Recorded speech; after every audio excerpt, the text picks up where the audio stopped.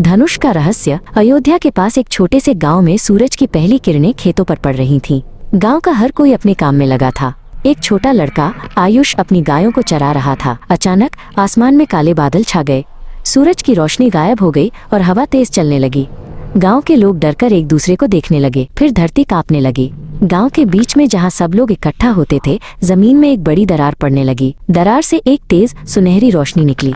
सभी गांव वाले अपनी आंखें बंद कर लिए। जब उन्होंने आंखें खोली तो देखा कि जमीन से एक अद्भुत धनुष बाहर निकल रहा था। यह धनुष बहुत ही सुंदर था और उससे एक पवित्र चमक निकल रही थी। गांव के सबसे बड़े दादी जी आगे आईं। उन्होंने कहा, ये एक संकेत है, हमारे गांव को चुना गया है। सबने धनुष को उठाने की कोशिश की, लेकिन कोई भी उसे हिला नहीं पाया। वो बहुत भारी था। आयुष को लगा कि धनुष उसे बुला रहा है। हिम्मत करके आयुष धीरे धीरे धनुष के पास गया।